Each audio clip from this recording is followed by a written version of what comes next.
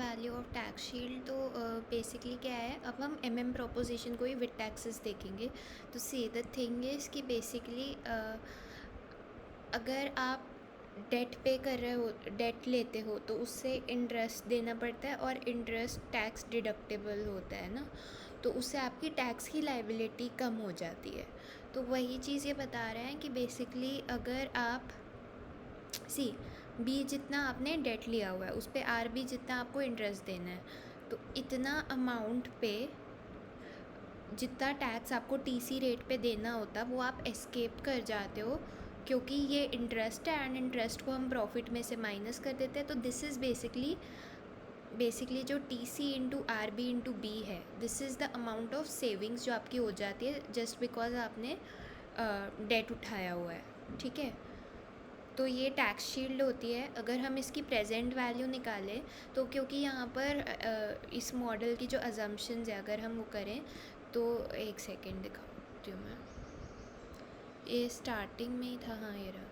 Homogeneous expectation, सब लोग same expect करते हैं। होमोजीनियस बिजनेस रिस्क क्लासेस, मतलब रिस्क सब फर्म्स के लिए सेम सा है। कैश फ्लोज परपेचुअल है, तो कैश फ्लोज हमेशा के मान के चलते हैं हम। ठीक है, और बाकी सारी you can just read, perfect competition की है, परफेक्ट कैपिटल मार्केट्स की है बेसिकली। ठीक है, नो टैक्सेस, तो मतलब पहले वाले में तो नो टैक्सेस ही अज्यूम था ना। नो ट्रांजैक्शन कॉस्ट हमें पता है, तभी तो फिर हमने होममेड लेवरेज वगैरह हम कैसे लेके आए थे कि फर्म्स और इन्वेस्टर्स सेम रेट पे बोरो और लेंड कर सकते हैं, तभी ना। परफेक्ट कंपटीशन है, सबको सब इन्फॉर्मेशन है, तो वो सब चीज़ें हैं।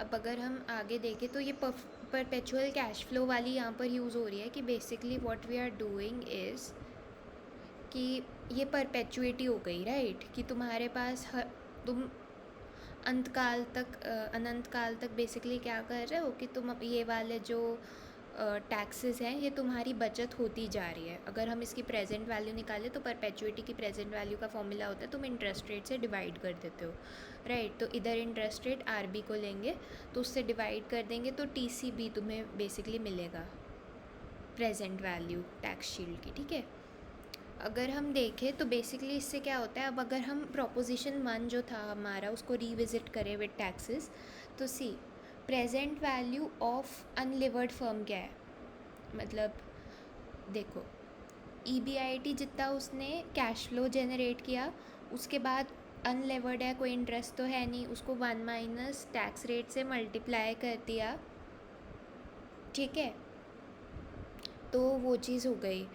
टैक्स हटा के ये दिस इज़ द अमाउंट जो शेयर होल्डर्स के पास जाएगा। ठीक है, ये जो है ये लाइफ लॉन्ग ये फर्म इतने कैश फ्लोज जनरेट करती रहेगी। इसको आर नॉट से डिवाइड कर देंगे ताकि प्रेजेंट वैल्यू निकाल सके, तो ये आ जाएगा वी यू के बराबर। ठीक है, तो ये हो गई वैल्यू अनलेवर्ड फर्म की, वो कितना जनरेट कर पाती है अपने शेयर होल्डर्स के लिए।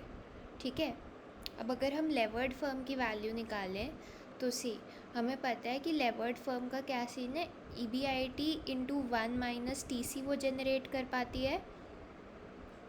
ठीक है, एक second, E B I T तुम एक सेकेंड,